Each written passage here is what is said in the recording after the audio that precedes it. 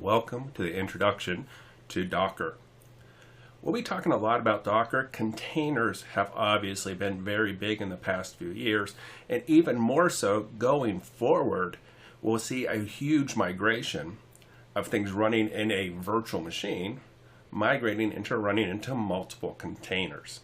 And this is the way most applications, server applications, are moving towards.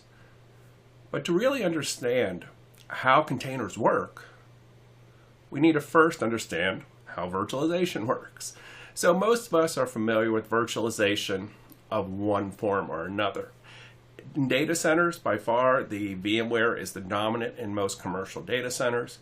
However, Linux KVM, Linux Kernel Virtual Machine, is rapidly gaining traction in a lot of spaces, as well as Hyper-V by Microsoft. The reason being is VMware has significantly more features than their competitors, but people really just want the basics. What do they want in their data center with virtualization? Well, they want virtualization, being able to run multiple servers on a single physical box. They want vMotion, the ability to move one of those virtual servers from one physical host to another physical host without having to shut it down. And they want high availability. If a virtual machine or a physical server fails, they want the virtual machines that were running on that physical server to automatically start somewhere else. And so we've really seen kind of a leveling of the play field. Why did VMware get such a start in this? Well, it comes down, people think VMware invented virtualization. No, virtualization was around for a long time before VMware. What VMware did do was virtualize the Intel x86 platform, the x86 processor, and patented the bejesus out of it. And so it made it very difficult for people to enter the market with those patents in place.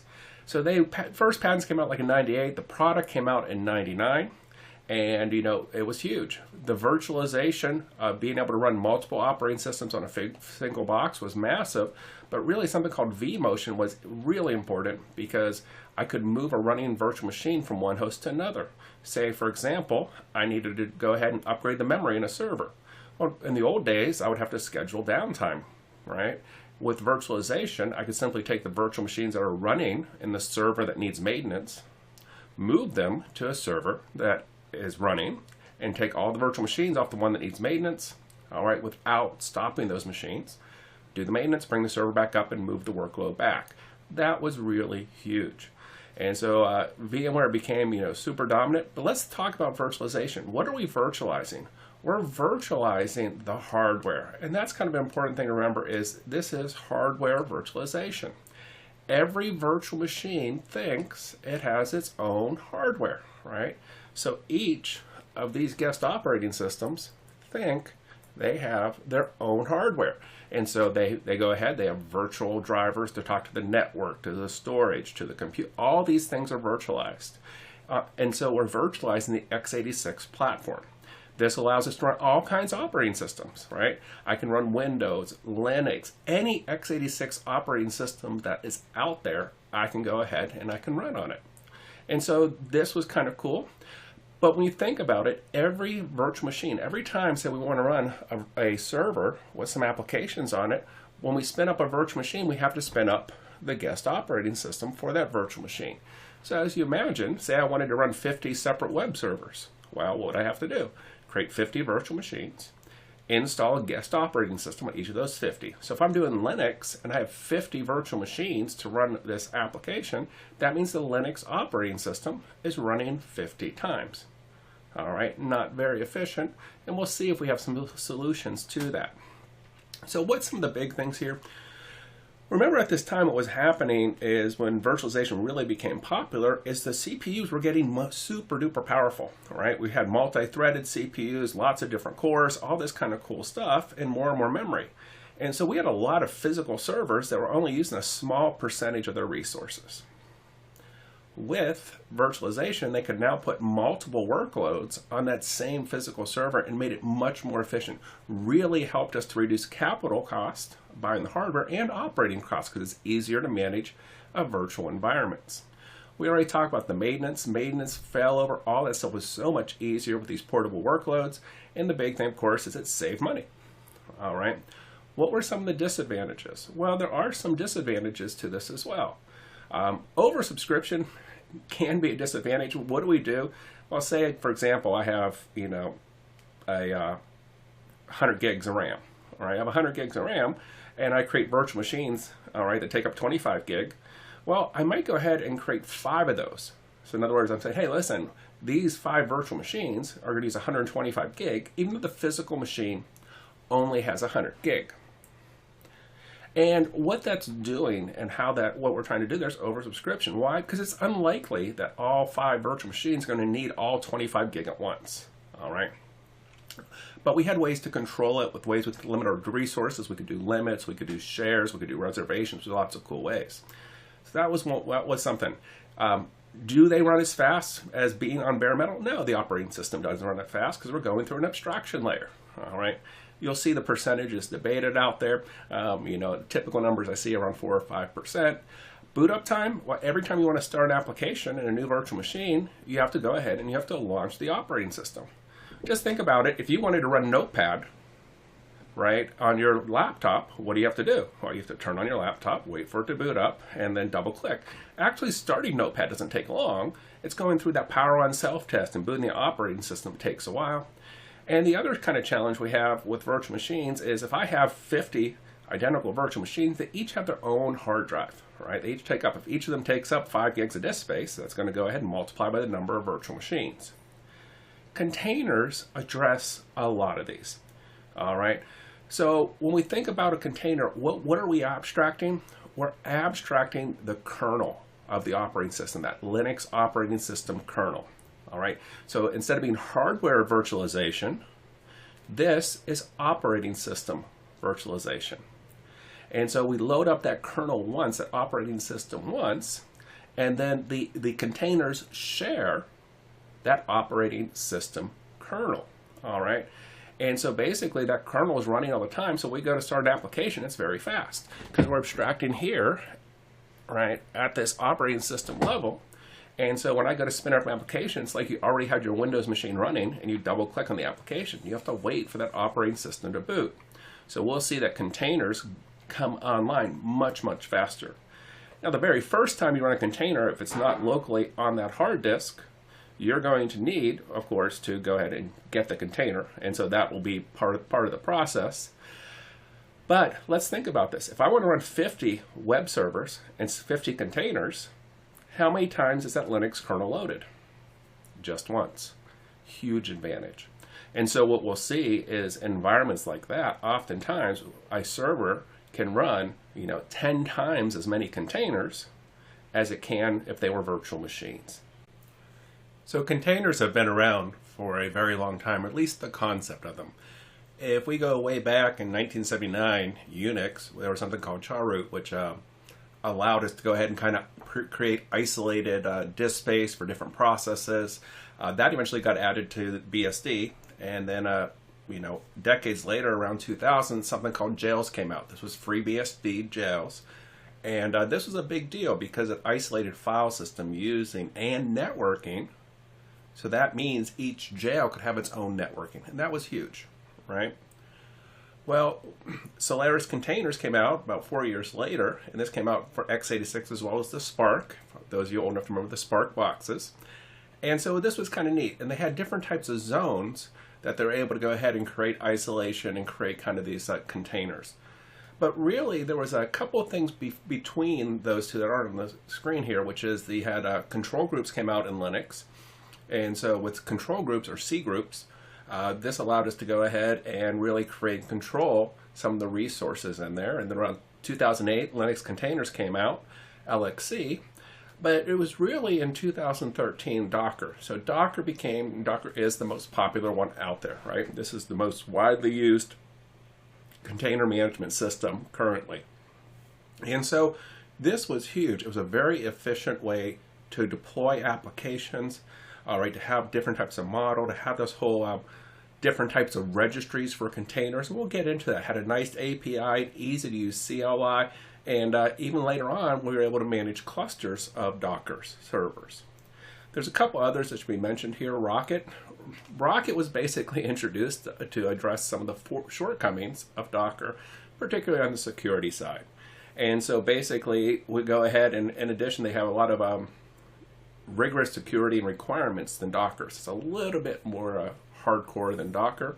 LXD came out with Canonical, and it's another thing, it's more like virtual machines, all right, and kind of give that virtual machine look and feel, but it's with containers. And of course Windows, Windows 2016, 2019, as well as even certain versions of Windows 10 have Windows containers.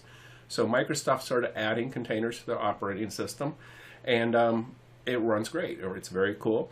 And so you can go ahead with this, and you'd be able to go ahead, there's ways to run Docker containers on Windows machines, which is very cool, as well as Windows' own specification for containers.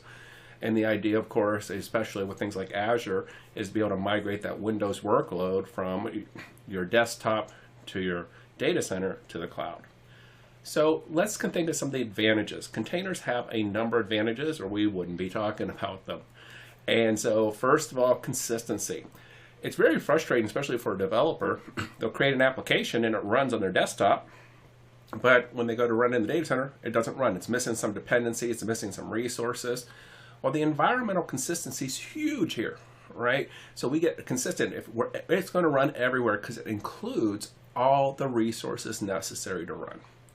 They're also very efficient because we're not running tons of instances of the operating system.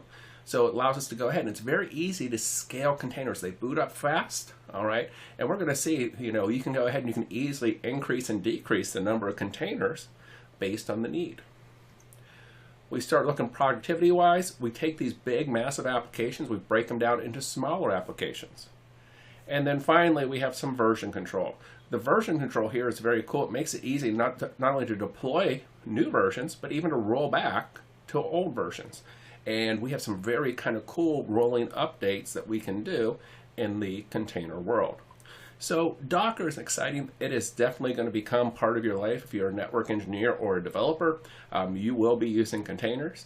And so just kind of keep an eye out as you see new technologies of all like AI and stuff like that. It's all container based, right? All the new stuff is being container based. So this is our introduction into our Docker environment.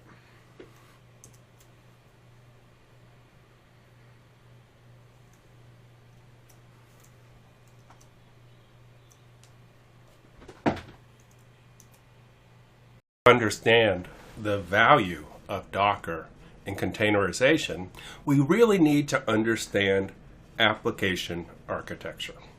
This is really key. When we think of a traditional environment, we start thinking of a traditional legacy environment, we're like, okay, what do we have? We have a great big application that's grown over time, has many components. Oftentimes, we'll have this running inside of a single virtual machine, right?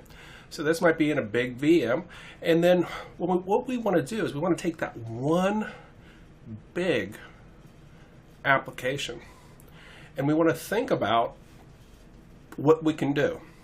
There are ways that you can go ahead and just kind of move that big application into containers without breaking it up, but that's really not what we want to do. They call that kind of lift and shift, where you go through and you kind of just take the big application, you move it into container land still as a big application. That's not really containerization, all right? You're basically treating the container like a VM.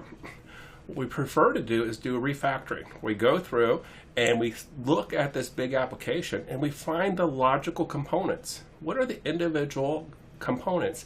And we break those down into individual services, all right? And so we go kind of through this refactoring process, and then we take these components and we create microservices. Each microservice runs in its own separate container, all right? Or of course you could just develop a brand new application, right, that's native to containers. But a lot of times this is really helpful because now you have manageable sizes. These microservices are more manageable and much more easy to test, to create automated testing, so that we can move into a microservices environment with the idea down the road of moving to what we call a CI/CD. CI/CD in DevOps lingo is continuous integration and continuous deployment. So when we want to go ahead and we want to update one of these microservices, that's not that big a deal. We simply go ahead, we update just that and we roll out just that microservice. It makes it very easy for us to update, to do rollouts, to do rollbacks, okay? And it makes the development process run significantly smoother than in the traditional monolithic. So monolithic's been around for a long time. As far as development time, it's easiest, right? Because all the individual components automatically can talk to each other very easily because they're in the same virtual machine. They're in the same monolithic, all right? So very easy to kind of get things up and running. And what if you want to go ahead and scale up? You could have multiple copies, or oftentimes we just make bigger and bigger virtual machines. The downside, huge code bases. Everything's in one code base that needs to be managed. Scaling is hard to do efficiently. You know, if just the business logic component is the part that needs scaled, how do you do that? Well, in a monolithic architecture, you have to scale everything, right? Everything scales up and down together. And so it creates some challenges here, and it makes it difficult to go ahead and move towards a CI/CD where you can go do these small rapid updates and be able to roll them out very quickly. When we move from that kind of monolithic environment to this more distributed, all right, we get a lot of benefits. So when we started thinking about this, we have these microservices. They're going to need to communicate with each other. Deployment is really easy, all right? That's really one of the things here is Docker. And Docker was built around the idea of deploying applications. We had some other container systems before it, but a big part of why Docker became so popular is it's very easy to deploy this. And in this environment, it's very easy to understand what's going on. Oh, this container sends this to this container, and you can really see how things work, all right? And a lot of times, these microservices become reusable from one application to another application. So it's like, oh yeah, hey, we need the one that goes and looks up the stock price and compares it with this. Well, if you have these repackageable containers, one of the things that's always harped on with programmers is reuse. Create your code so it's reusable. Containers are the ultimate, right? They're reusable services, reusable microservices. If we have a problem with something, it's easy to isolate what the problem is. Oh yeah, the problem's occurring. Well, this container takes care of this function, so we know exactly, and we can fix it. And it's really powerful for us. Downside, it's a little more complex, right? We're going to go ahead, we'll break these into components. They're going to have to communicate with each other. There are more points of failure, but we actually have a very high redundancy because if a container fails, we can automatically spin another one up, or we have multiple instances of the same container, all right? And underneath is a little more complex for the infrastructure people. But in the end, you end up with a more powerful, more scalable application. You know, hey, I need more business logic power. I can go ahead and just roll out some more business logic containers. And, you know, they're very movable. We can migrate them. So let's think about, you know, when we're doing this, we start thinking about how do we migrate in this environment. And so we call this microservices, microservice architecture, whatever you want to go ahead and call this. But basically we have a few different things. We're going to take these things, these individual components, all right, and they need to be able to talk to each other. So basically we go ahead, each of these are very easy to maintain and testable. That's key. We need to be able to test these to make sure when we do a code update, everything is still functioning, okay? We can deploy these things independently. We can replace them, all right? We can scale them up. Each of these microservices are small, and they tend to be managed by a small team. You know, it might be a giant application, but each of these containers, usually there's only a few people we need to manage a container because it's a microservice, okay? It allows us to update this, automate it, and be able to roll it out very easily. Now, one thing we're going to find about containers is they're a little bit different than virtual machines. Virtual machines have local storage that can contain important data. Containers will always store the important data outside of the container. And this leads us to a common analogy. It's the pets versus cattle, or, you know, pets versus chickens. Depends how you want to go and teach it, whether you like cattle or not, I guess. Anyways, when we started thinking about VMs, we treat virtual machines a lot like pets. Manage them in a small number, they're relatively easy to take care of. If any, we give them nice names here. This is Database Server 1. This is, Luke Skywalker 7. Whatever you want to call them, you give them nice names. You take care of them. If something goes wrong, we patch them and we fix them. All right, and if we want we need more power from it, we make the virtual machine bigger. All right, so we go ahead and we scale them, we make them bigger, and this is very different than containers. When we think about containers, imagine you're raising 1,000 cattle, and one of those cattle gets sick. What do? Well, you get rid of that cattle and you get another cattle, right? You get another cattle, get rid of that one, you get another one, all right? How do you identify them? You just put little tags, maybe a tag on there. Somehow you just give a basic identifier, all right? They're so equal to each other, you have no special attachment. And basically, if you want to go ahead and get more meat, what do? You buy more cows. And so we treat our containers like cattle. They're not important, individually important. They come, they go, something gets wrong with them, we get rid of it, and we get another container in that place. All right. And part of that magic being able to do that is the separation of storage, but it's very different than VMs. We consider VMs to be persistent, right? We expect that that same exact VM will exist a year from now. With containers, they do not, right? Containers are going to come, they're going to go, and if something's wrong, we get rid of it and we get another one. So these individual components, very replaceable, right?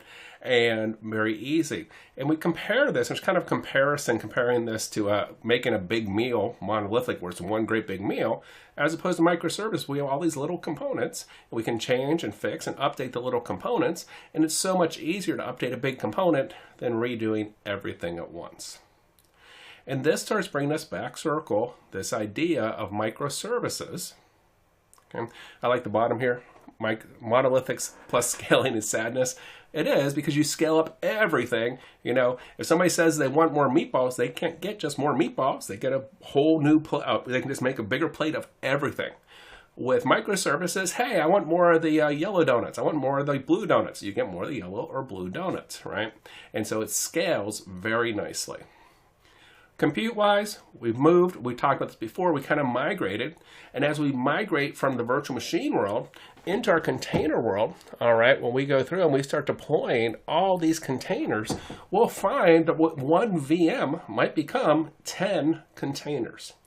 And so that's kind of one of the challenges as people start to migrate here, is as they go from a monolithic application, say you have a big application and it's running 16 different processes or 16 different services. Well, when we convert that and we migrate that out, we refactor it into a container environment, each of those services might become a separate container. And sometimes we might have more than one container. So we might come out of that with 16 types of containers, always running at least one copy, but some of them we might be running 4 or 5 copies of. And so one virtual machine can become a lot of containers. And that's part of when we start designing and building and figuring out how do we manage these things. Right? Because they're going to have a lot more devices that are going to communicate with each other. We have a lot more entities that are going to communicate. So like I said, you might have 10 virtual machines that might turn into 100 containers when all is said and done. And so we want to understand, how do we migrate? And then once we have these containers, what do we do with them? How do we use them? And finally, of course, how do we deploy and grow and scale them? So this is the section on microservices. Thank you very much. Welcome to the Docker overview. In this section, we're going to take a look at, hey, what is Docker? More of what are the components? Get a little more deeply into what Docker is and how we can use it. So obviously, this is a super popular open source project. It's based on LXC. It's based on Linux containers. Underneath, it's written in the Go programming language. All right. And was actually developed by a company called .cloud, which is Docker. But basically, it's a container engine that uses a lot of cool features of Linux to be able to do deployments. And we talked about things like that, like namespaces and control groups, to be able to go ahead and get that abstraction layer. Makes it very easy and lightweight for us to be able to deploy these, and it's super fast. And so it's going to be a great environment for deploying our applications. All right, be able to separate our applications from our infrastructure. We actually have a portable workload. If you've ever tried to move a workload from VMware to Hyper-V to Amazon, it can be very challenging. Containers make it easy to move this. Makes it easy to ship, easy to test, easy to deploy. All right, and lots of cloud providers support Docker. Also, a lot of support out there for a Docker orchestration tool called Kubernetes, as well as a few others. it does a few things for us. We go ahead and we start taking a look at this as we're like, okay, great. We're going to start off defining an image format. Hey, how do we store and define a container? And so we'll be taking a look at methods for building, look at Docker files. Docker files are how we deploy and create containers. We need a way to manage these. We need a way to share. We need a way to run. We need to be able to do all these things. Now, a lot of people work together, especially on getting some of this standardization, on something called the Open Container Initiative, or OCI. And so basically they went ahead and come up with a kind of a standardized way to be able to standardize containers and using something called runc. But basically you'll hear about Docker images, you'll hear about OCI. Well, Docker is OCI compliant, all right? Hey, let's make containers be able to run in more places than just Docker. And so when we talk about image format and some of the build files, well, in the image format, we'll see there is this OCI, that Open Container Initiative specification, that can actually allow containers to run in multiple environments other than just Docker. So what version of Docker? Majority of people out there in non-production environments, all right, or smaller companies use the community edition, all right, as you'd expect. It's free.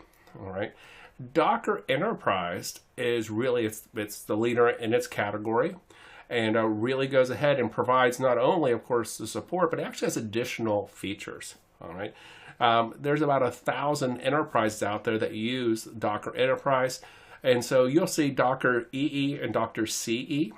Okay? And Docker CE is the one I have much more experience with, because that's what most people tend to use. Because when we start using this, you're going to find is you don't need that much support. You know, a lot of people pay for Red Hat Linux to get that additional support and some additional features instead of using CentOS. It's kind of the similar thing here. But what are the things? How did they build Docker on top of Linux? What they did is they took some of the capabilities that Linux had and used those. So we kind of went through a little bit of evolution as we started using these features. We have something called namespace. Namespace is going to allow me to isolate, separate out, all right, processes here to go ahead and say, hey, listen, I can limit what processes this guy has, what processes this guy has, and it makes them run in separate spaces, all right? We'll see some of these different spaces or different namespaces. So great, we're able to isolate. But a challenge would be, what if one of those guys starts hogging all the resources? Well, that's with C groups. All right, with C groups, we can go through and put in resource accounting limiting. Hey, listen, you can only use up, this much memory or this much CPU. And so those two things are really key. We want to be able to isolate these containers from each other. But we also want to be able to control the amount of resources a particular container consumes. Let's first look at namespaces. Namespaces, we have lots of different types of namespaces that are out here. We see some of them on the screen there, all right, and they're pretty intuitive. Mount is obviously at the file system level, all right. When we take a look at UTS, this is Unix time sharing, and so this is how go ahead and isolate hostname domain, but mainly on the also on the time sharing. The IPC is one of the big ones, inter-process communications. So this is one of the places where we're able to truly go ahead and start to separate out these. Some of the other ones, process ID, network. We'll be talking a good bit about networking because networking is interesting in this environment. Imagine, if you ever try to run on a regular machine, whether it's your desktop or a virtual machine, you try to run two processes that both want to run on port 80, you have an issue. Well, we're going to have a bunch of containers that might all want to run on port 80. How do we handle this? We need to make sure we understand how we do this and how this network isolation works and how we're able to isolate one network from another network. We then go ahead and for user ID, groups ID separation, and then that's C groups. That C group is really important for us, all right, if we go ahead and be able to isolate and control resources. So basically, we go ahead, we have these different namespaces.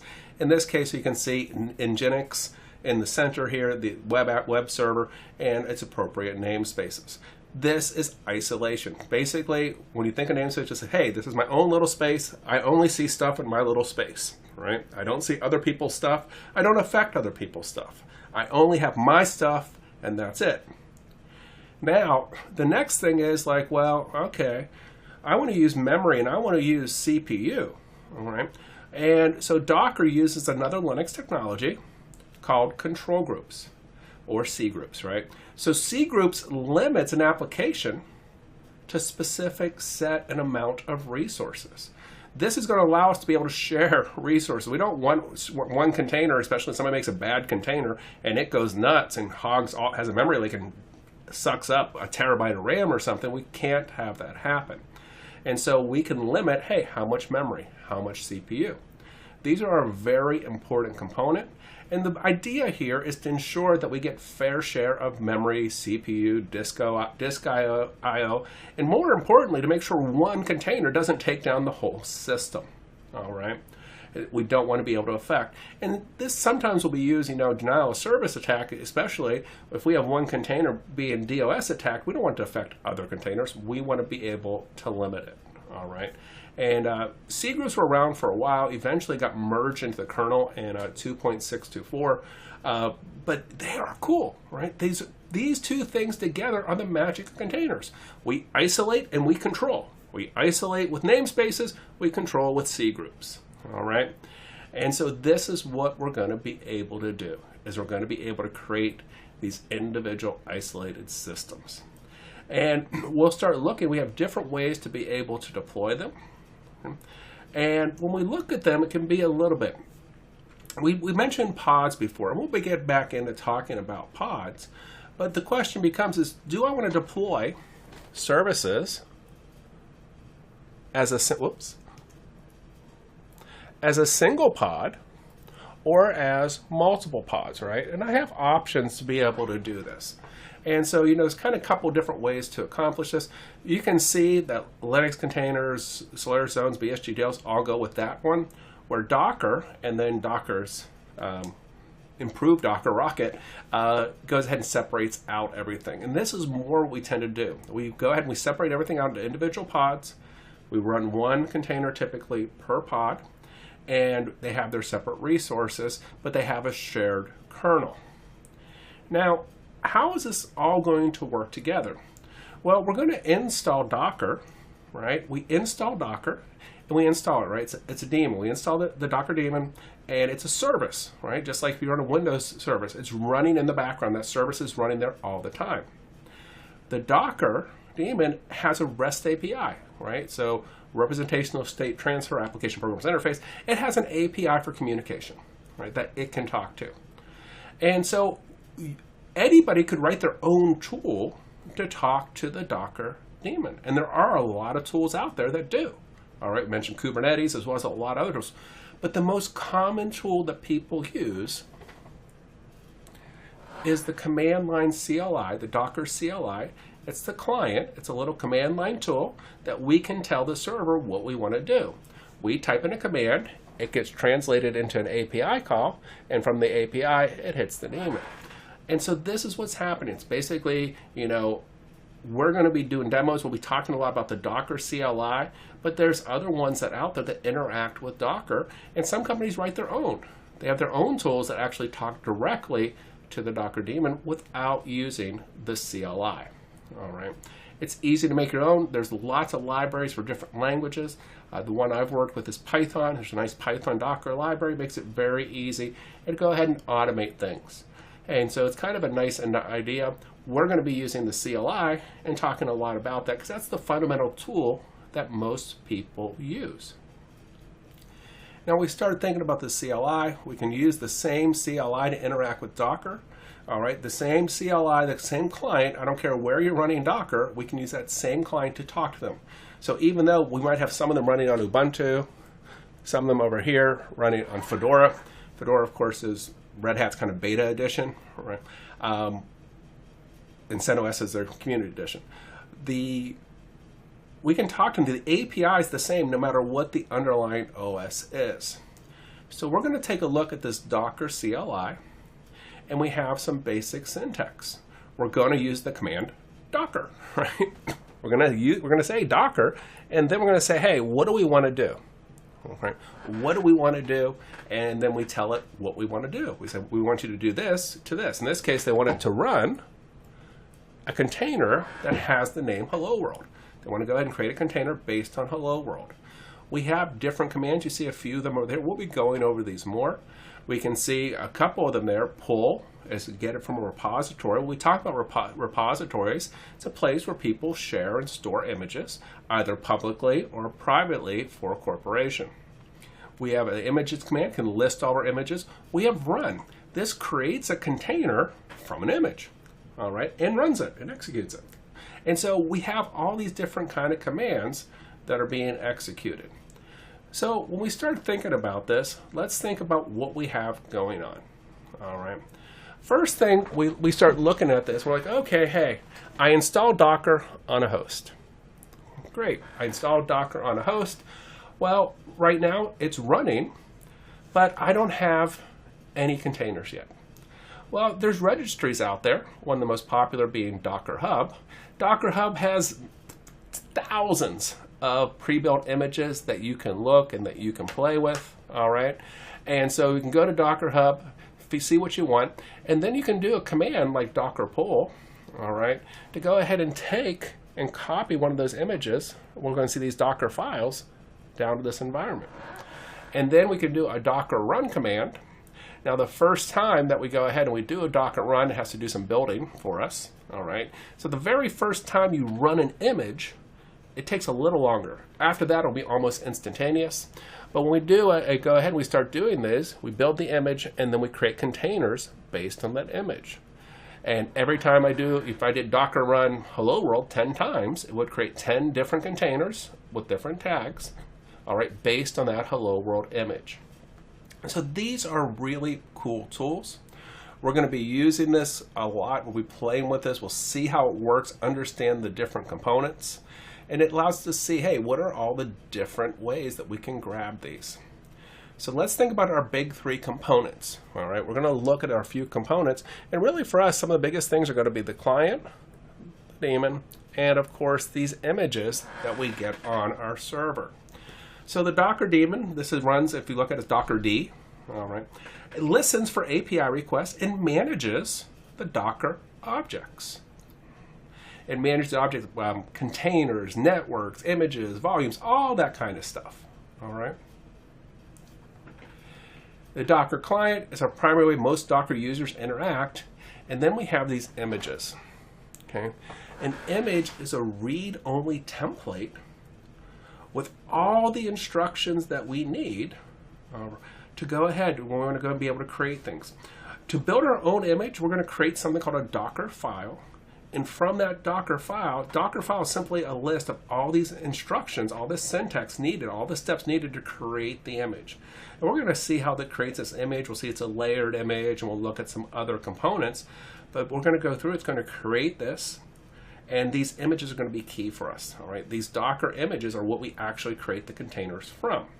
So think of the Docker recipe is kind of like, okay, hey, this is what you need to actually build the image. And then once we build that image, we are then going to go ahead and use that as a template to create individual Docker containers.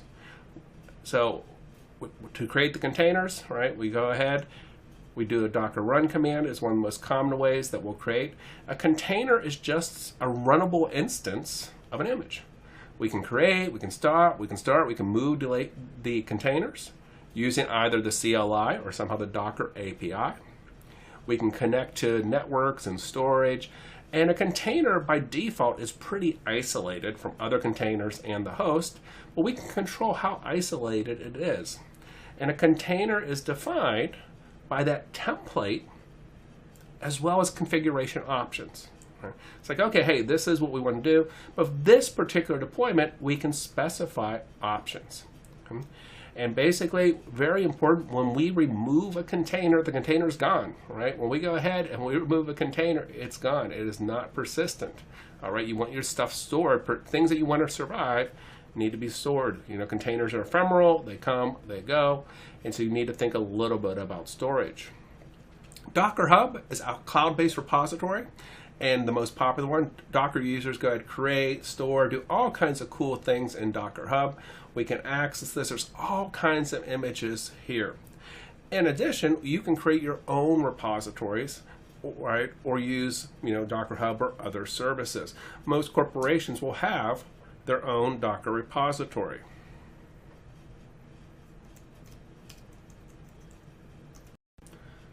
Let's take a look at Docker Hub. So this is our basic Docker Hub environment. And when I'm interested in something, I can simply search there. And what you'll find is there is a tremendous number of containers that are available. Whatever you're interested in, if you're interested in things related to Microsoft, we show up with a 1,443. If I'm interested in just SQL, I can see I have 3,000. There's just a tremendous number of containers that are out there. I search on games, you can see there's a lot of different ones related to games. So it's very kind of a cool environment. Some of these will be Docker certified. Usually what we look for if you're going to download something here, a lot of people use MySQL as an example. I love to see if I can see an official image, right? And usually I'm looking at the number of installs. When I see, hey, 10 million plus installs, it's probably a pretty safe bet this is okay. If you go ahead and you see something kind of strange with 3 or 4 installs, probably something that you want to avoid. If I click on one of these, I can see MySQL, and it goes through and says, hey, here's the image. Here's how I get the image. It even gives me the command, and I can even copy it. That's the command that will actually pull that to my server, my Docker server.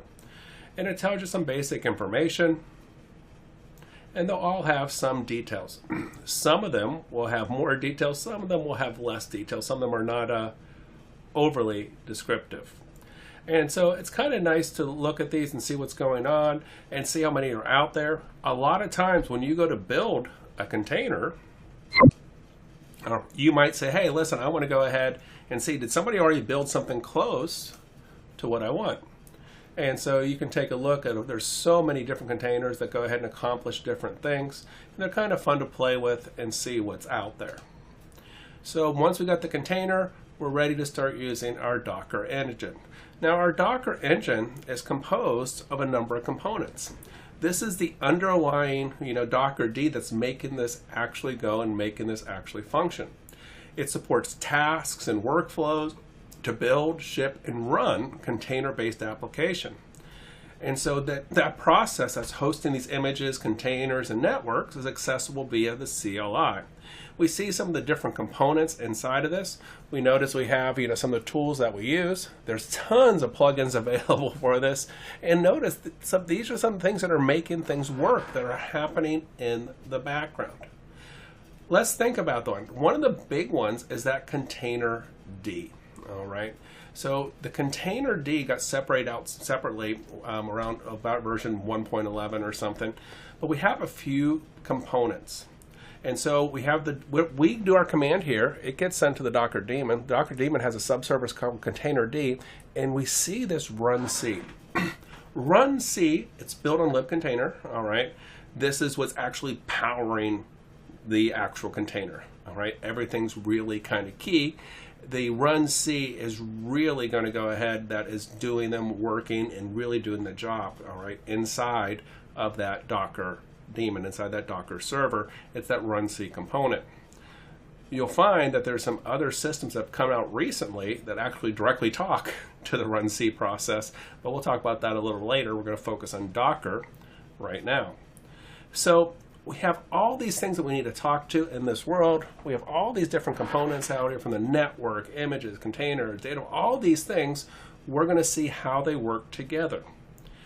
Docker brings it all together very, very nice. It gives us a lot of features.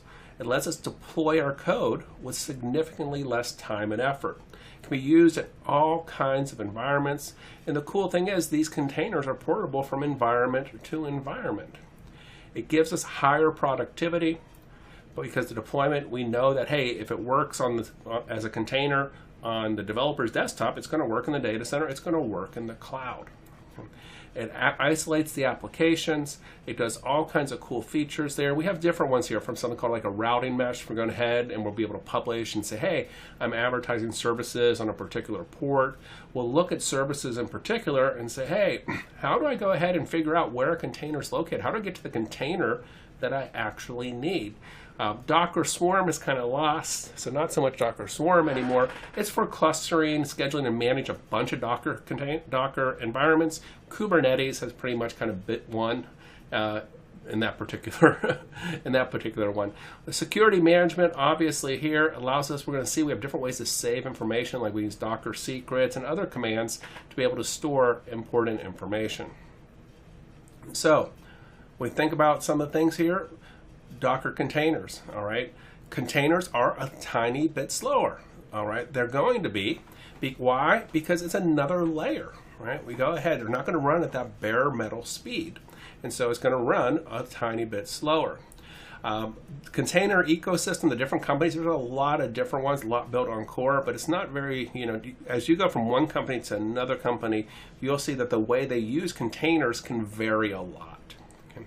Storing persistent data, a little bit challenging because the data needs to be stored somewhere else, whether it's in a database and different Docker volumes or how you want to be able to handle this.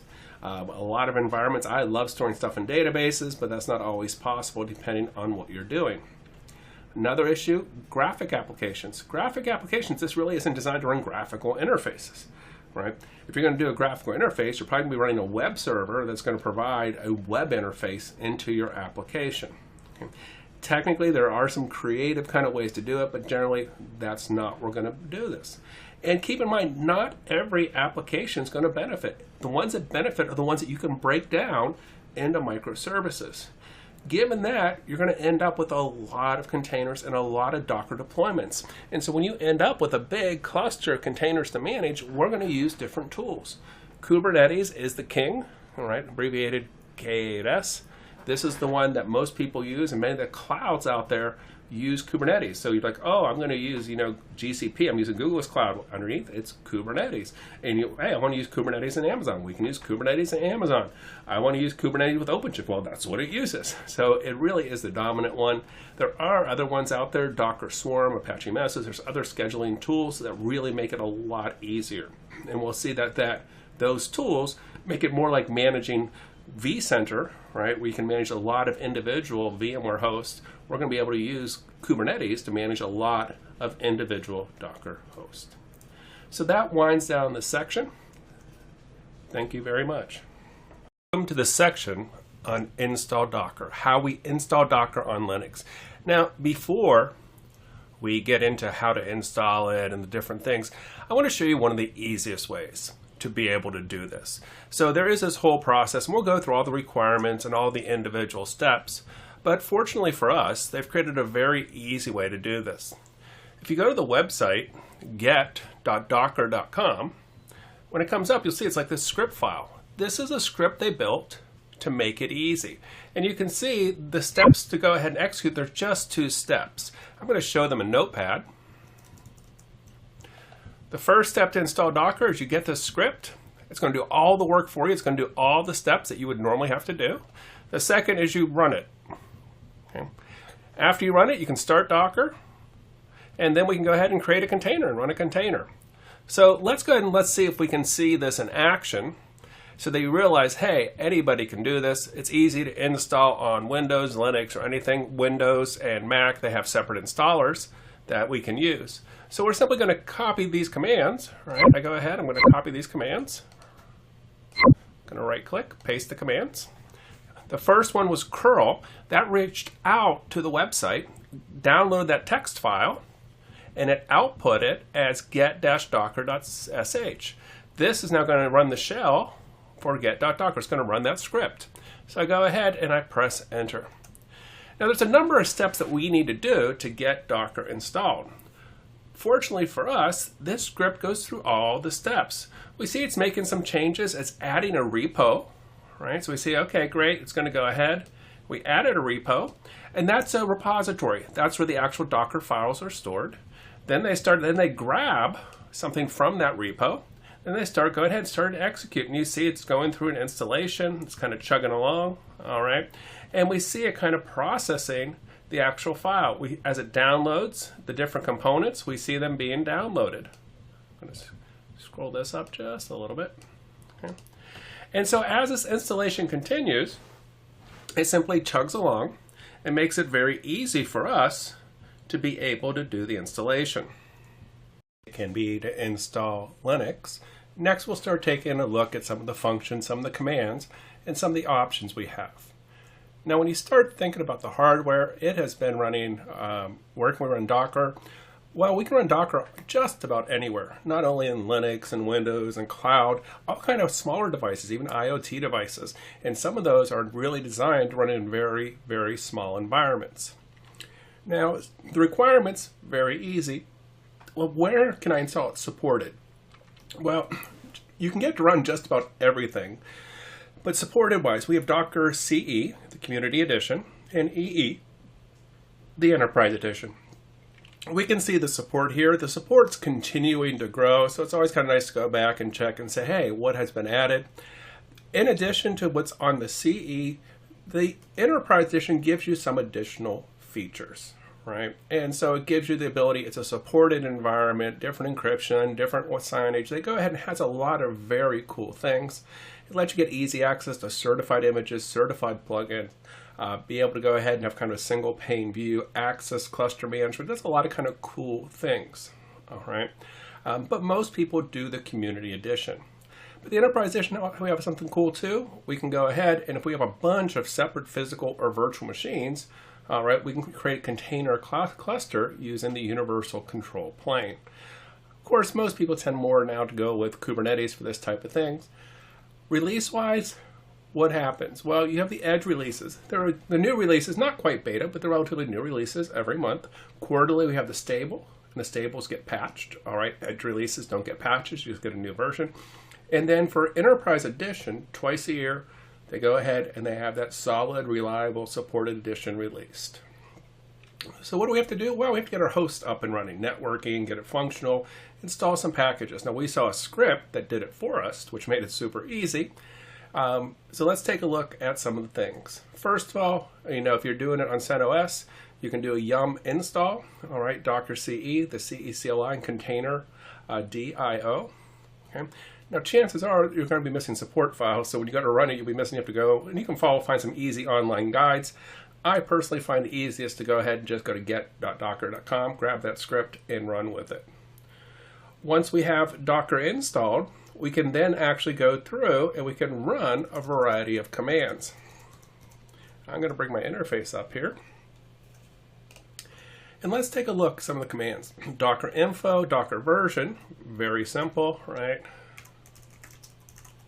Docker info gives me a ton of information. I can see what's going on, version I'm running, then storage is overlay 2, logging, runtime, all that kind of information is very cool. And I can see the amount of memory. This is a relatively small machine. Docker version, of course, will tell you what version that you're running of a particular. And we see here we're running the client is 1903, all right? And so we can see, hey, exactly what's running. And if the first container most people run is the Hello World container. So I want to keep you in mind, when I press enter, it's going to spin up and run the container, and then it's going to finish, because this is just a quick little container. But notice how fast it spins up the container, execute the container, and then finishes. 1, 2, 3, go. It's done, right? So pretty crazy. It's pretty awesome. Some of the other things we probably want to do is set it up to boot automatically. Okay. Now, keep in mind this Docker daemon. It binds as a Unix socket, not to a TCP port. And so the Unix socket is owned by root, so the Docker daemon has to have that root access. And we have a couple options. We can log in as root, or we can go through and create a group and add users to that group. Okay. One way is to make sure it's running. If we go ahead and we do a PS, and to look at the processes,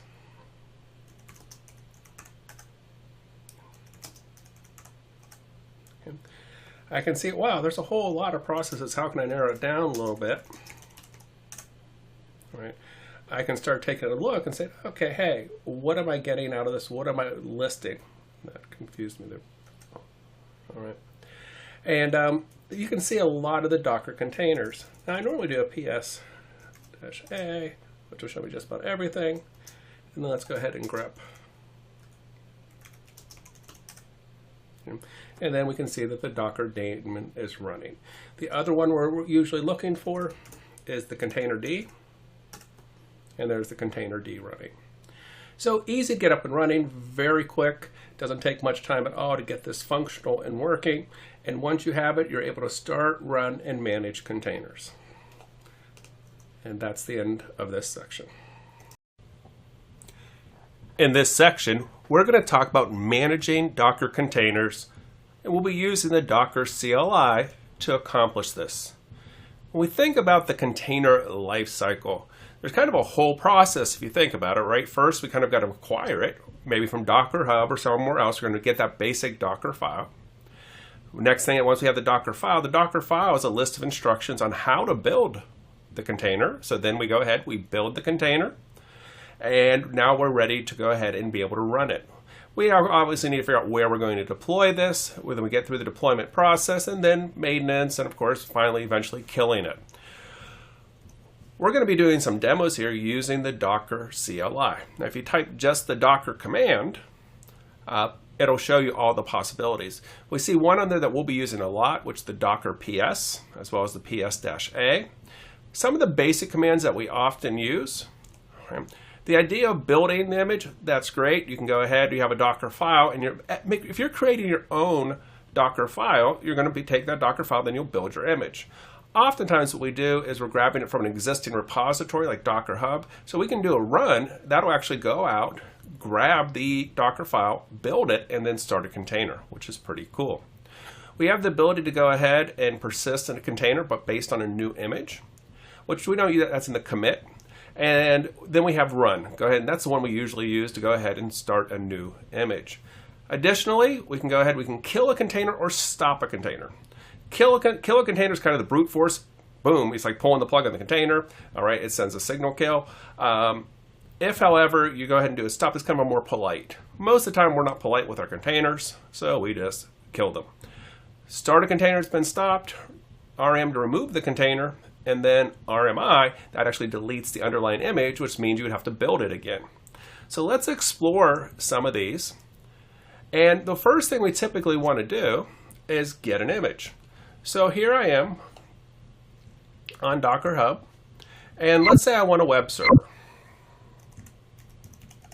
So I do Nginx, all right. And if I take a look and I click here, it tells me the command, docker pull Nginx. That pull command would bring the Docker file down to my thing, down to my machine, and then I could use the build command to be able to build. What we're going to do is we're going to use a few different simple commands to get this up and running. Docker run command will pull, build, and run a container. So let's try that first command. Okay. And we're going to see exactly what happens when we run that command.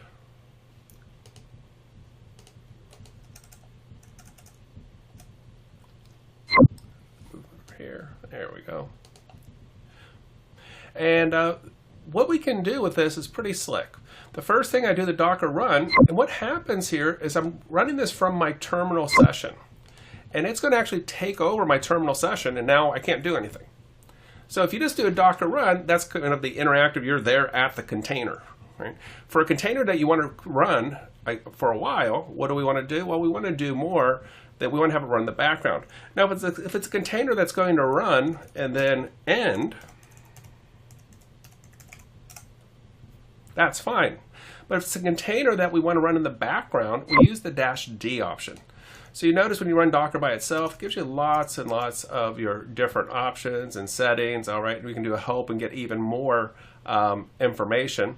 We're going to be using, of course, the Docker run. So if we do Docker run --help, we'll see the different options. And one of the options here is the detach option. All right, run a container in the background. And so let's go ahead and give that a try. So now it's running the background. If I do a Docker PS and I look at this thing, I was like, okay, hey, it's running on port 80. wait a second, I don't want to be running on port 80. All right, that's not a good thing for me. And so I want to go ahead and I'm going to stop the container. I'm going to kill the container. Because if I'm going to run 10 of these, I can't have them all running on port 80. That'll create problems. So we can do the docker kill command. And then we can specify.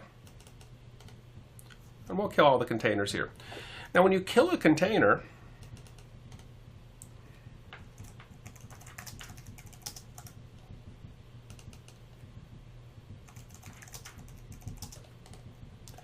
and I do just docker ps, I don't see the container. That shows me the running container, but it's still there if I do the -a, right?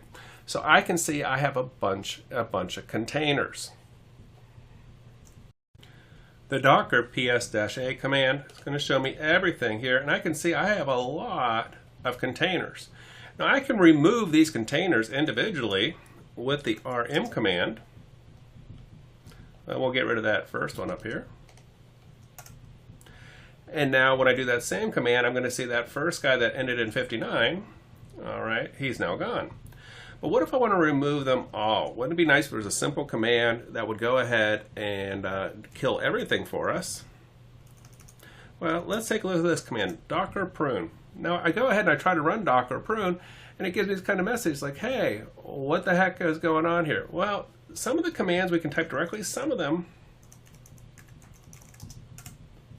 have to have the word container. So sometimes we need the container command, sometimes we don't.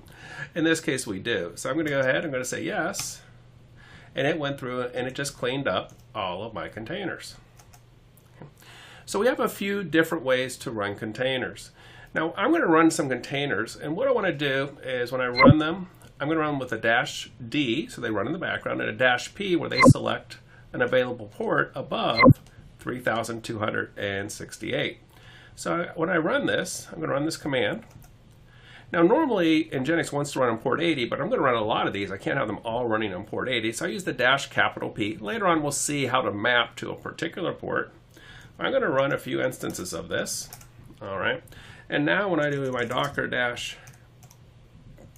ps, I can see I have 4 instances, and I can see the ports 3278, 77, 76, and 75. Right.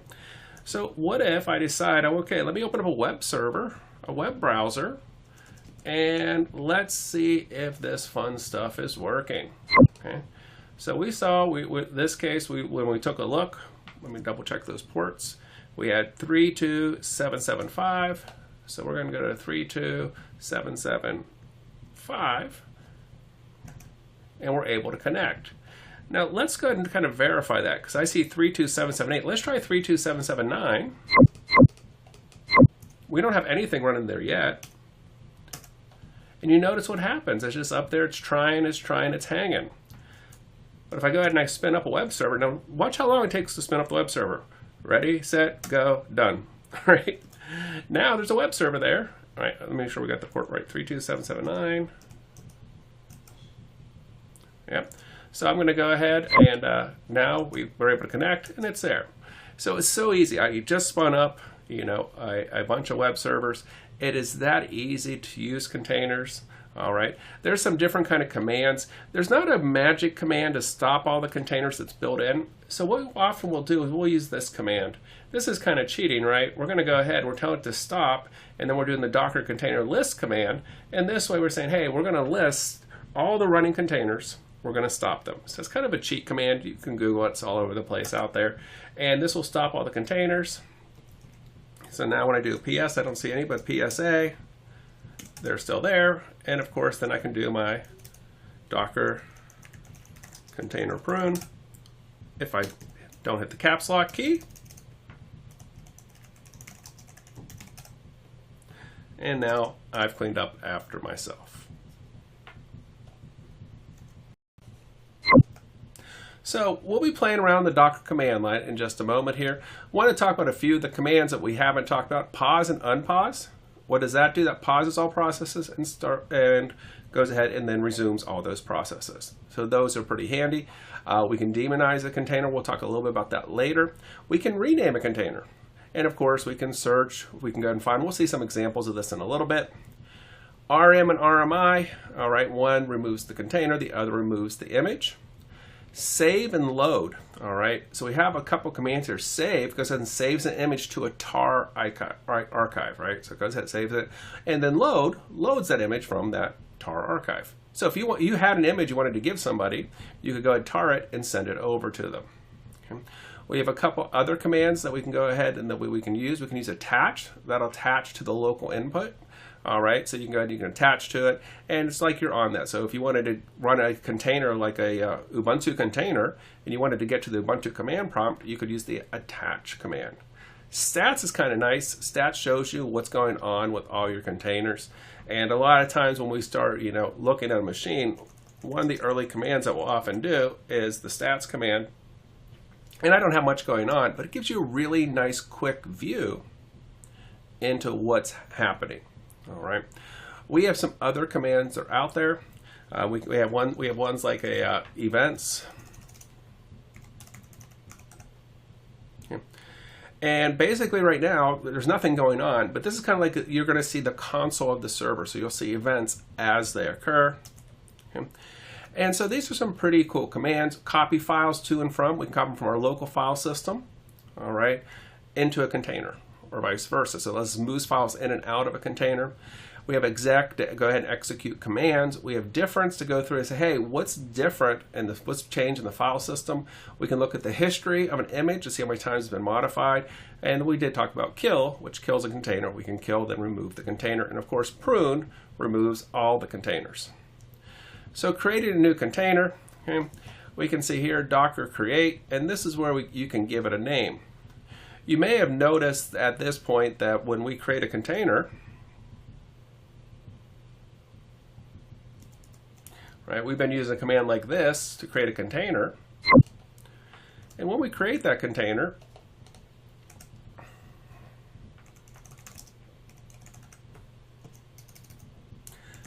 it gives it a name. So we can see it's kind of giving it silly names. What if I wanted to go ahead and give it a name, all right? Well, we have an option in this command, all right? When I'm doing this, I can say, hey, I want to go ahead and I want to give it a name. Maybe I want to give the name, and in this case, I use double dash, right? Give it the name, and then we'll want to call it,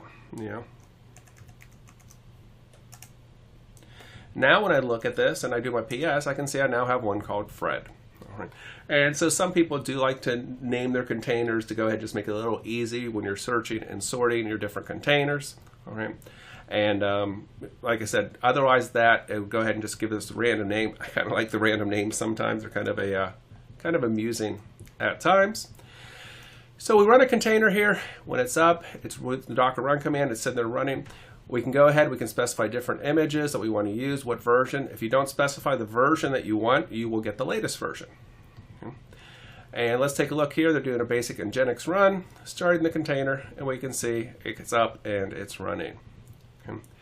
We can start with different options here. We can go through, we can specify. We're going to talk about, when we get to Docker files, how we can go ahead and have properties and override properties. All right, and we'll talk about exactly how that works.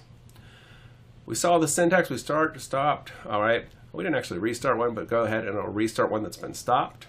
Okay. Pause goes ahead and sets the stop signal, and we can unpause. We can rename. We don't like the name, we can go ahead and give it a new name, or we can use the name command at the beginning.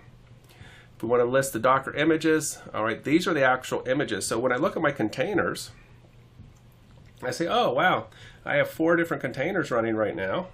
Okay. But how many images do I have? Let's take a look at my images. And I see I have a few different. I have the hello world, because I've run that. I have HTTPD, which is Apache. I have that. And I have my Nginx image. If I wanted to get rid of an image, remember we use the RMI command. All right.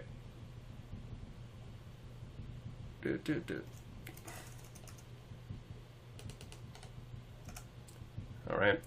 And so basically it goes ahead. Now I take a look at my images, and I see that image is gone. All right. I did the repository name instead of the actual image ID. We can pull images. Now search is kind of nice, all right, so that you can say, hey, I'm looking for something. Instead of having to go to the web interface, all right, and saying, hey, I want to go through, I can actually just do a search command.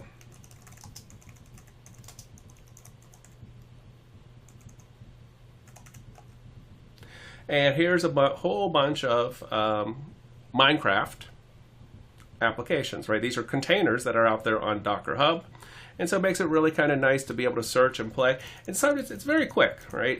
So if you were looking for, like we did in Nginx, we searched on the web, we do it here, it'll show us all the ones, and we can see whether it's official and some other information about it. So really kind of nice, all right, for us. RM and RMI are for moving the images, all right. If I want to be able to attach, all right, to be able to attach. So let's go ahead.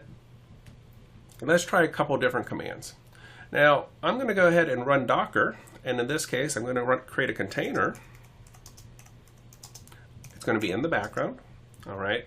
And let's go ahead and do CentOS, all right? And let's see what happens when I do this. So I go ahead and I press enter. What does it have to do? It has to download the components. And we can see here, it's going through, and now the container is running. So great. I can see the container is running. And I see, okay, great. It says go ahead and why isn't my container there?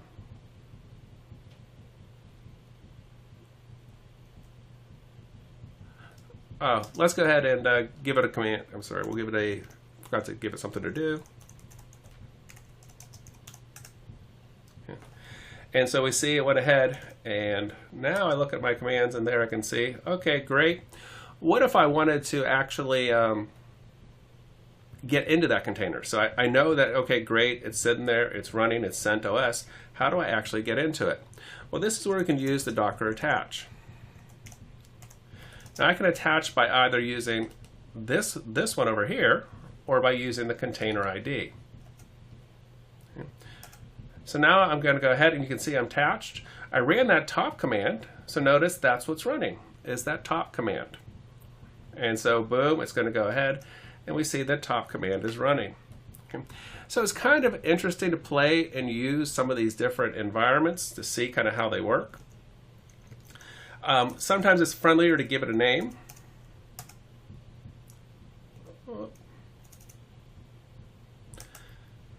And be able to take a look. So if I wanted to give it a name, this is where I go through it. I just specify name. And then specify what I want it to do. All right. And so we know what application I want to run or whatever. And it makes it easier to reference it by name. And so pretty neat. We're able to play with these. We're able to use these. If we want to go ahead and instead of having to have an interactive shell, all right, which lets it go through and be able to interact. If we go through and we run it demonized, that means it's running in the background and you can't attach to it. All right. So just kind of keep that in mind. Let's take a look at attaching. In this case, we can go through, we can run it. Now in this case, running it with a few different options there. And so remember, when you look up a command, you're going to find a lot of cheat sheets online, and they're going to have you typing commands and not always explaining what the commands are. So it's always good to take a look at help and say, hey, what commands are they running here? Well, we talked about the D, which is the detached. Okay, fair enough. But now we're passing the I. Oh, interactive. That's cool. So this is, we're going to go ahead, we're going to do interactive, and then finally with a T, I'm going to go ahead and have kind of a TTY interface. So let's see how we actually make a container where we can easily connect to it.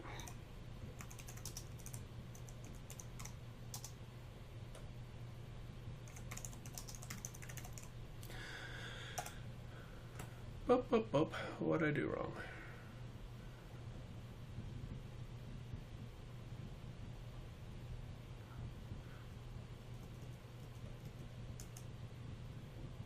Oh, I was supposed to DIT, not DIR. I was like, what the heck? What is wrong? There we go. Let's try that again. So it's going to run detached, interactive with a terminal, with TTY. And so now when I attach to it,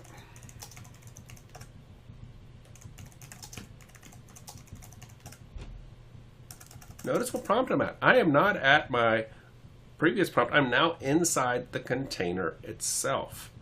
So I'm actually in the container, and if I do a ps-a, notice lean, right? Containers are lean and mean. This is from inside the container environment. If I do a ps-a here, now I'm back on my main server. Of course, I'm going to go ahead and I can see, hey, this is where Docker and all this stuff is running. So it's kind of cool. Monitoring stats shows up. The Docker info command we saw is a lot of information. All right, we can do a Docker events command where we'll go through, we can specify, hey, what type of events we want to see. All right, or do we want to attach and be interactive? The inspect command gives us information about a particular container. The cp command is how we copy. All right, copy files in and out of a container.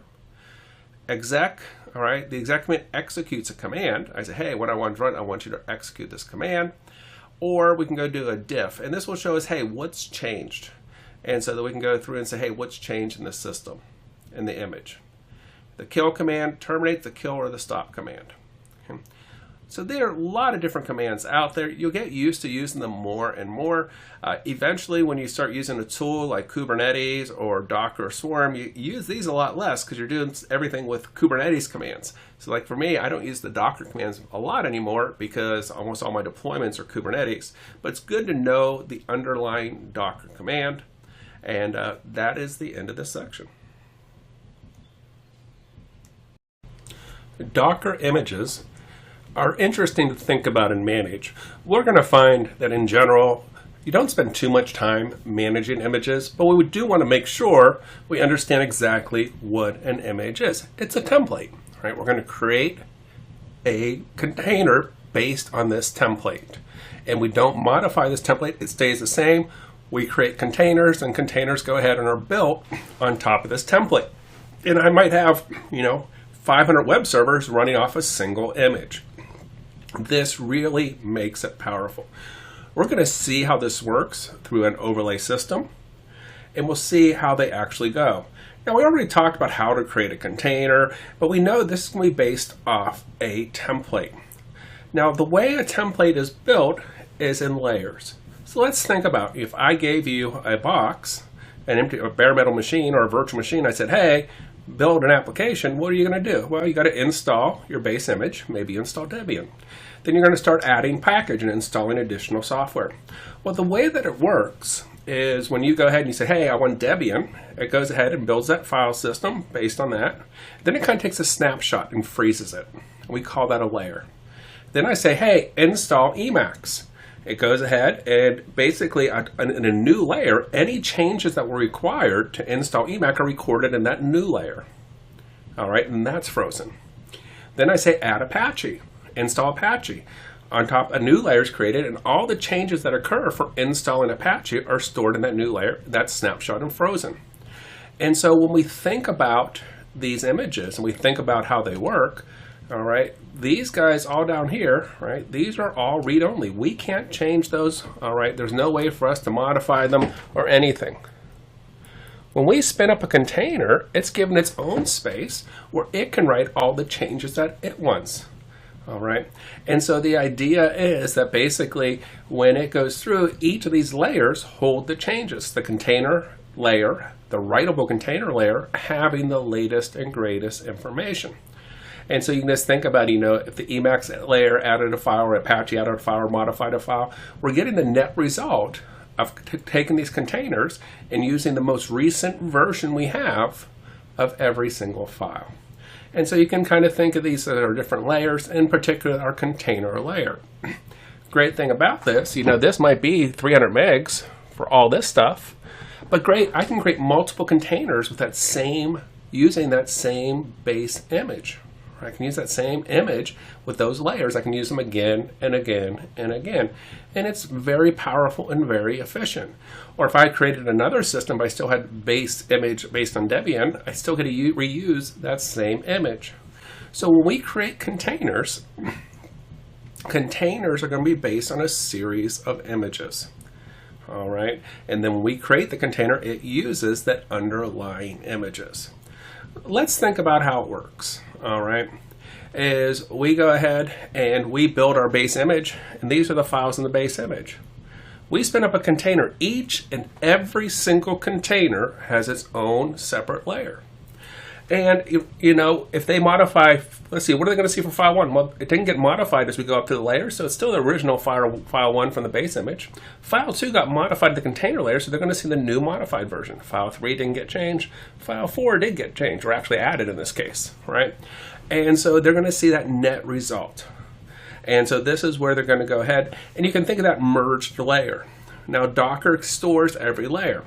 And there's some benefits to that. A lot of reusability. Like I said, if the base image is Ubuntu and I'm using it for a lot of different kind of containers, the downside is it does take a tiny bit more storage.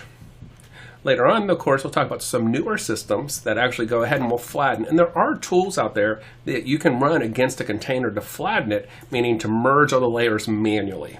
All right. But in general, we just let it be. It doesn't take up a lot of space.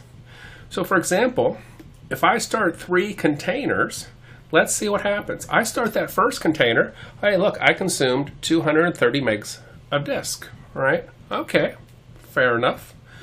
Now I go ahead and I spin up more containers. No matter how many containers I spin up, right, we're going to see that each of them are not going to take additional image space.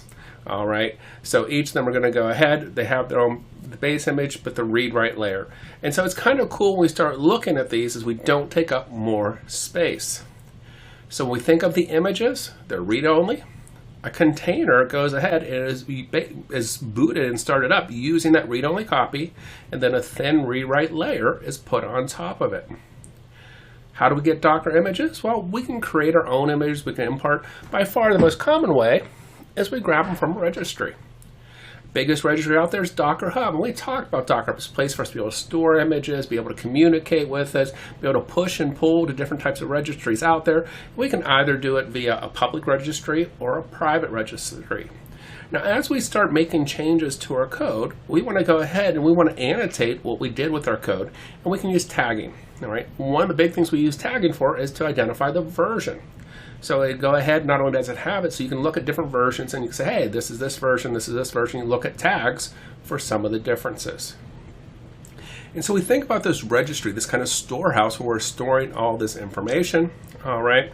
We can go ahead, we can have multiple repositories, separate versions. All right. And we're able to go ahead and create these and separate out. So here's one repository. We can see they have a couple versions over here. Here's another repository that has one version of that. And this is just a way for us to store. Versioning is very key because it lets us roll back and roll forward and verify, hey, what version are we using? This diagram shows, hey, we pull something from the registry, the Docker file, we build it, and then we deploy it in our containers. Where do we get this registry from? We can get it from just about anywhere, whether it's out in the cloud, right? Docker Hub being the big one, Amazon, or set up your own. It is super simple. It's only a couple commands to spin up your own registry, so there's not much to it. The commands for that's going to be a little different, but if you played with like Git and other things, some of them will look a little bit similar. A couple of the big ones are going to be pull and push, right? Pull and push are going to be very powerful for us because that's when we're talking to the registry. That's how we're going to push it to the registry or pull it from the registry. The other ones, we already talked about a couple of these with build, which oftentimes we'll just use a run, and that'll go ahead and do the build for us. We talked about RM, all right? That should actually be RMI, right? RM removes container, RMI removes the image, all right? We can do an image save, all right, an image import, an image load, and it's not on here. We can also do an image export. Right? So we can go ahead and we can do this. Difference, let's take a look at save. Save saves to tarball, all right, goes ahead and just streams everything out, and basically the export and import will look at a little bit, they're a little bit different, all right, than save and load. So Docker Hub, one of the most popular out there. It's easy, it's friendly. That's where you can find verified images. So you know, hey, that is the official image for that company.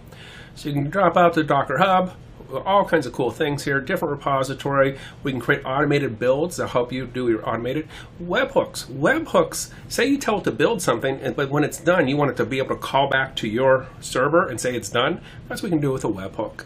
And we have role-based access control. We can create groups and permissions and privileges.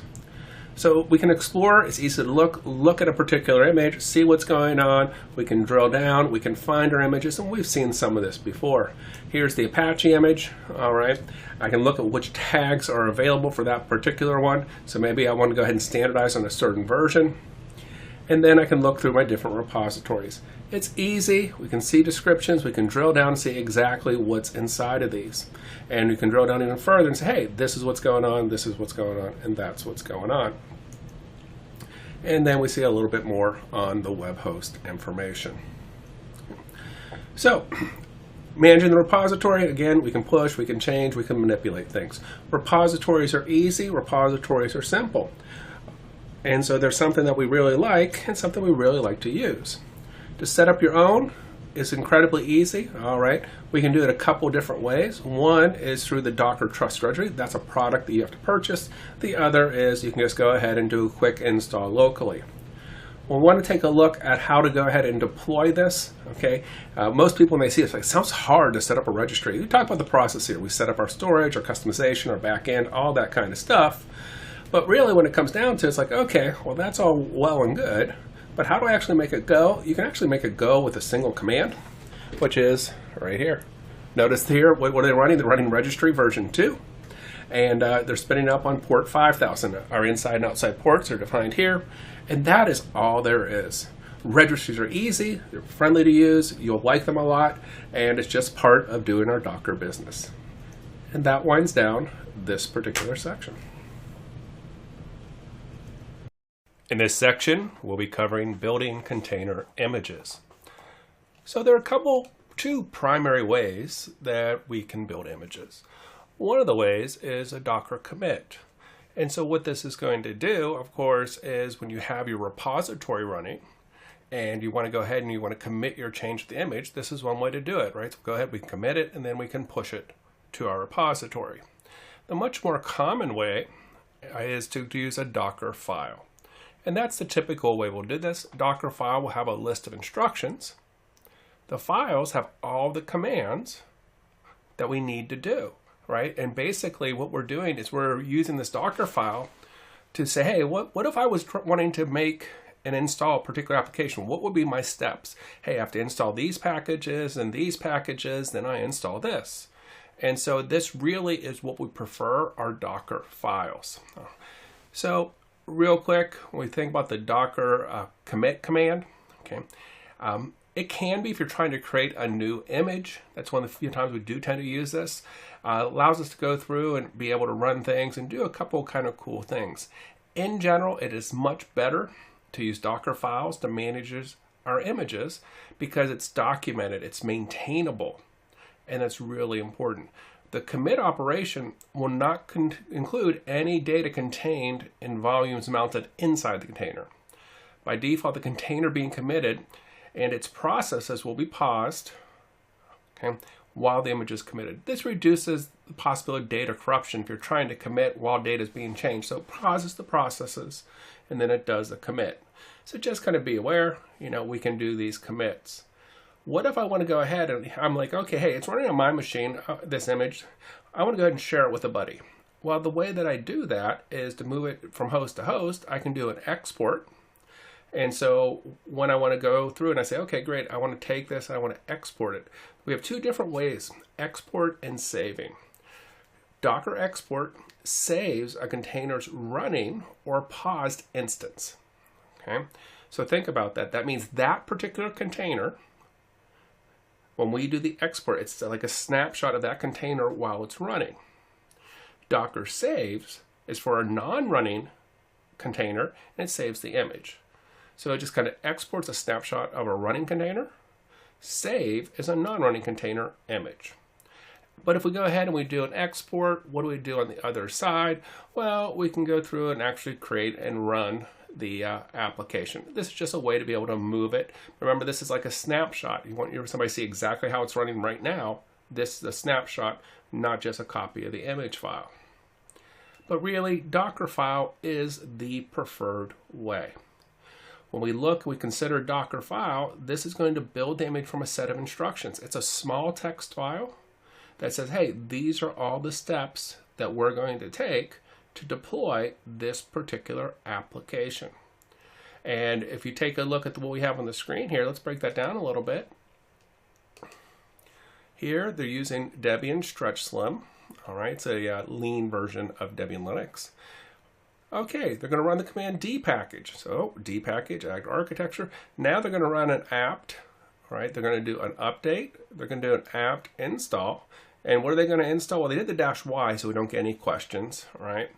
And no additional recommendations. And it's going to install all of these packages. That backslash at the end is just a line continuation, saying, hey, the line continues. All right. And here they're going through, they're moving some. Here's a working directory. All right. And it's kind of neat. We can kind of watch what it's doing. Now here we're going to go ahead. They're going to run. They're going to run a make file. And then finally they're running a find command. And then the final thing they do is a command hello. And so we'll be talking about what's inside of these files and what they mean. But they're relatively easy to look at. And we can start going through and verifying them. So for example here, I can grab the Docker file. So when I'm looking at Docker Hub, I can grab the Docker file. Here's the Docker file for MySQL. If I pull that up, and a lot of times you'll see some of these official images have a little bit more logic than ones that we tend to make. But basically we can see, okay, hey, we have some groups. We're going to go ahead and run an apt install. And now we can see they're doing a bunch of commands, right? apt-get, wget, and doing this all as a bunch of commands. Notice they're stringing the commands together. That puts them all on a single layer. Okay? And we'll worry more about that later. But it just puts them all on a single layer. We can see some additional commands, and that's just what the file looks like. And so a lot of times, if you're going to build your own Docker file, you can use somebody else's as a base. Let's take a look at a few of the commands. So when we think about this, it's going to be from the Docker CLI, and we have a few different ones here. Two of the commands are a little confusing. You see add, copies a file from the host system onto the container, but we also have the copy command. Okay? And so we have some different ways, but hey, I want to copy a file. CMD runs a command. Entry point allows us to go ahead and configure a container that will run as an executable. We'll talk about entry point because entry point and command are very similar. We'll see there's some differences between them. Environmental variables, be able to go ahead and expose a port link from what's our base image. So that's going to be the very first line. It's going to be, from CentOS or from Debian, from whatever. All right. And maintainer, we don't really need that anymore. Some commands we do on build, run, user, volume, working directory, they're all relatively straightforward commands. Let's take a look at an example. When you go to build these, first of all, don't install unnecessary packages. Okay? You want to go ahead and make them as lean and efficient as possible. When we take a look at this command, they're going to base it on the CentOS. They're going to update, They're going to do wget, and they're grabbing this file, right? So they're grabbing this file, and now they're doing a tar, so they're unzipping that file, and they're adding myscript.py from my local machine. Right, we're adding this into the root, and here's the command. They're going to go ahead, they're going to execute Python, they're going to execute my script, and then that's the command. To actually build it, we can do a Docker build, right, and specify, hey, this is what we want to build. And by default, it'll look for the Docker file in that local directory. So what's that first command about? From, right? This is where we can go through and we can create and say what we're based on. Almost all the time it'll be from and then the operating system. And there's a bunch out there, and you'll find that different companies tend to standardize on different ones. There are a lot of stripped down ones to go ahead and keep things. You'll find, there'll be like a full CentOS or a full Debian or a full Ubuntu, but then there'll be stripped down ones that allow you to be a little bit more efficient. I use Alpine a lot as it's a very lean way to go ahead and build images. If you're going to go ahead and you're actually going to create your own base image, you go ahead and you say from scratch. And that means from nothing, and you're actually going to build the base image, which most of us don't do. Almost all of us are going to use something else as a base image. But in general, we want to go ahead. We can do this. We can tar it. Right? So we can go through it and say, okay, hey, what do I want to be? Well, when we want to go ahead in distribution and we want to say, hey, there's some tools, we can use those to help build images. And so in this case, you can see they're going to go ahead, they're doing a debootstrap of Xenial into DevNull, and then they're going to go ahead, they're going to tar it up. and then I can do, okay, great, and then import it. It'd be one of us ways to go ahead and, kind of get creating our own full image. It's one of the ways to create a full image. When we're doing this, we'll usually do this after we get that tar going. We start with it from scratch, and then we add in that. So I was going to say, okay, great. Hey, this is what we're starting from. And usually this is the people that are building the base images, that are building that, Debian, Linux, Alpine, all those images, not a typical user. Typical users are going to be from, and then the OS that they want to use. The copy command, all right? This does just like you kind of expect. We can do a copy. A lot of times we'll also do it might do a change ownership to go ahead and when we're building the containers. But typically what we're doing here, we're simply copying files, all right, to go ahead to the file system of the container. And so this is pretty slick. We're able to do copies, all right, but there's a more powerful command. It sounds almost the same, all right, but it allows us to not only copy local files, but it does a couple things. One, it goes ahead, automatically unpacks tar files, and two, we can use a URL. And so I can specify a web to grab it. So in our example, we have Python FTP blah blah, and it's going to grab that image. So add command has, for many people, is kind of superseded. You still see copy there a lot, but the add command gives you a little more flexibility. The run.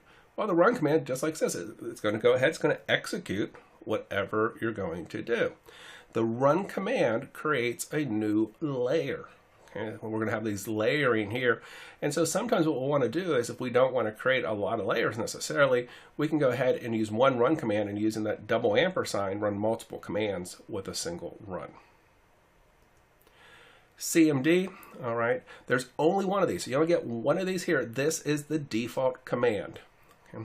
This provides the default for executing it says, hey, when you do this, what's going to happen? All right, these can go ahead and we can say, okay, well, this is the default command. We can override it. Okay? Or we want to go ahead and say, what if we don't want them to be able to override it? We want it to always run no matter what. Okay? Well, if we don't want them to be able to override the CMD, we use an entry point. Entry points used in scenarios where we want the container to behave exclusively as if it were an executable. It runs and acts and executes a particular thing. And so sometimes we'll go through and we'll package. Maybe we have a utility or a Python script. And when we want to go ahead and package this, we simply want somebody to be able to run this container and it automatically run that Python script no matter what. Just kind of keeping it nice and simple. We have a couple other commands. And so we have the run command. We talked a little bit about the run command, entry point. When we start thinking about the shell command, okay, and we have a couple, kind of that shell versus that exec format.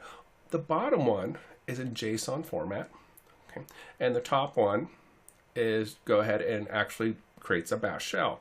So one of them actually directly runs the binary. So if we use those brackets down here, that is going to go ahead and it's going to poof. It's going to run that directly in a binary. It's not going to spawn a bash shell then run it. If we do it this way, it's like we're doing a shell command and then running it.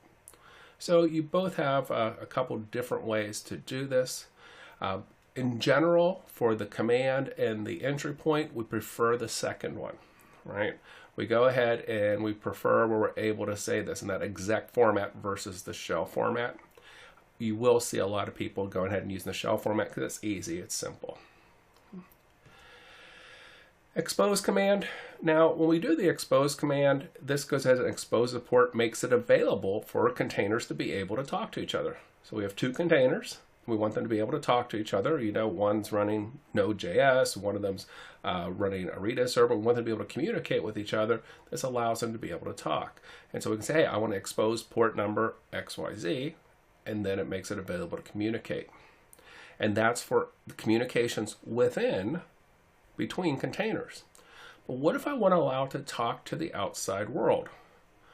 Now, earlier we did some examples, and I said, hey, if I do a capital P, it'll pick a port. Because remember, we might be running 10 web servers, and internally they're all running on port 80. So how do we make it where on the outside they have a different port than they do on the inside? Well, we can use the lowercase p, and say internally it's port 80, and external, oh, I did backwards. We want it to be 8080 on the outside because it's 80 on the inside, and the next one we might run on 8081, but still it's port 80 internally. And so I might have a bunch of web servers running. Internally, they're all running on port 80. Externally, they're running on ports 8080, 881, and 882. Okay. If I don't do this, they'll all try to run on port 80 and things won't work. All right. The other option is a -P. When you do that, it's going to pick a port number starting at 32768. It's going to find an available port between 32768 and 65535, and will pick an available port number. Normally starts at the bottom and works its way up. But that's kind of important, when we're running multiple containers that want to expose the same port to the outside world. Labels are for metadata, right? Extra data, so we go back, we can look and then go say, okay, hey, this is what's going on. Labels are very powerful, okay? Try to put labels in there. They're a little bit of a pain, but you will really appreciate them later on when you're trying to figure out, hey, what the heck did I do? And things like that. Environmental variables, this allows us to go ahead and set environmental variables just like we do externally, right? But now we can do it internally. The arg command is the ones that allows you to pass values into the container, right? So when they go ahead and they say, hey, listen, I want to go ahead and do this, we can go ahead and we can pass arguments. And so that was like, hey, listen, when I do this, I can pass argument. And in this case, what are they doing here? They're going ahead and they're passing the argument. And so it's nice, it's easy to use, and it allows us to make these things a little more flexible. So we looked at some different ones: from, run, command, entry point, add, copy, and got a feel for those. So how is this actually happening in the background? Well, we know basically when we go ahead, we launch it on that base image, we start with that base image, and then basically every time we do a run or some of those other commands, it creates a new layer. All right, it creates a new layer, creates a new layer, creates a new layer, okay? And so when we start doing this, we're able to kind of build this kind of layered. And we'll talk a little bit about this process. The build context, all right, this is the directory. This is where all the files have to be. If they're not there, it's not going to work. All right. So building the Docker file, all right, some basic things here. We start with the base, all right. We can attach to it. So we connect to the base image, we attach to it, image, and we build our application. And the steps that we do to build that application, we add those steps into the Docker file. Okay. So basically every command that you typed inside that container to get your application running, you're going to do those same steps in the Docker file. When we think about this, one of the biggest things we try to do is come up with kind of a consistency. We want to keep kind of a standardized way to build. It makes it easier for your team. It makes it easier when you move to a continuous integration pipeline, reduces that build time. We want to keep our image size small, and we want to think a lot about security.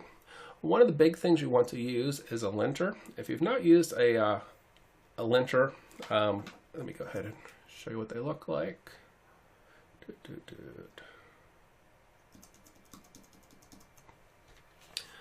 So a linter kind of checks the syntax. Okay. And there's different linters that are out there, okay? And so basically, there's some that are, but there's some that are online. Let's see if this one's online. And what you do is you paste your file in here, right? And you go ahead and you say, hey, run lintit. It'll go ahead, not only will it, tell you if there's errors, it also will give you recommendations. Okay. And so it's really kind of nice to use a linter before you go ahead and you're like, okay, I think I got it right. We can grab a sample file and simply paste it in here and see, okay, hey, how is it? Is it everything correct? And it just checks, make sure your syntax is right. Okay. Some of the other things here, notice they're using CentOS. I usually try to use something small. I like Minideb, I like Alpine, and a few other ones out there. Because what we want to do is be able to roll these out very, very easy. We commit our code, we want to automate the build process, we want to do testing on the containers, merge it into the staging, test on a production clone, and then we do a release. And there's different tools out there to go ahead and help us through this process. Docker files are a key component of creating a good continuous integration environment. Thank you.